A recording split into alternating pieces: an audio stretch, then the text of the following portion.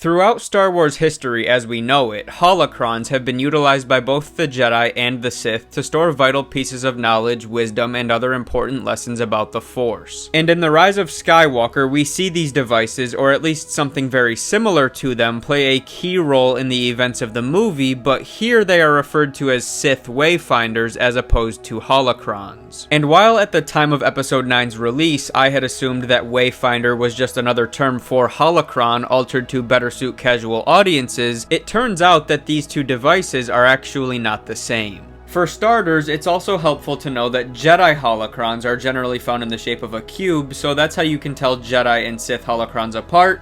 One is characterized by triangular sides, one has square sides. But when comparing Sith Holocrons to Sith Wayfinders, it is the function of these two devices that sets them apart. While Holocrons are able to store large amounts of various bits of important information, Wayfinders exist for the sole purpose of navigation. They come from an earlier, more primitive time, suggesting that the more sophisticated Holocrons likely evolved from the Wayfinders as new technology became available. In his studies while he was rebuilding the Jedi Order, Luke Skywalker surmised that the Wayfinders likely contained entire routes and networks of different star charts as opposed to singular sets of coordinates, since the sheer power of the Sith technology used in the Wayfinders was comparable to that of the Holocrons, despite the Wayfinders being considerably older. As we would expect from the Sith, Wayfinders were made in pairs, one for the Master and one for the Apprentice. Only one pair of Wayfinders has ever been revealed to us, so it's not known if the ones that led to Exegol are the only ones in existence or if there were others created before. As it pertains specifically to Exegol and the Wayfinders that led there, navigating through the red honeycomb zone of the unknown regions which concealed Exegol's existence without the Wayfinders was next to impossible. But because Rey lit the way by transmitting the route of Luke Skywalker's X-Wing as the Wayfinder guided her to Exegol in The Rise of Skywalker, the rest of the Resistance was able to follow. As for how Ben Solo made his way back without a Wayfinder or a navigation chart to follow, I think we can logically chalk that up to the fact that for one, he had already been there before, and two, he is obviously an exceptionally gifted pilot, having been raised and taught by Han Solo and Luke Skywalker for the better part of his life. But that pretty much sums up the difference between Holocrons and Wayfinders, so I hope this video helped out anyone who was curious about this. Like I mentioned in the beginning, it's something that I had kind of wondered about when I first saw The Rise of Skywalker, and so I thought it was an interesting thing to share with you all. But with that being said, I am going to go ahead and wrap this video up here, so thank you guys so much for watching. Remember to drop this video a like before you go, subscribe, click the bell button, have a wonderful rest of your day, and until next time, remember, the Force will be with you,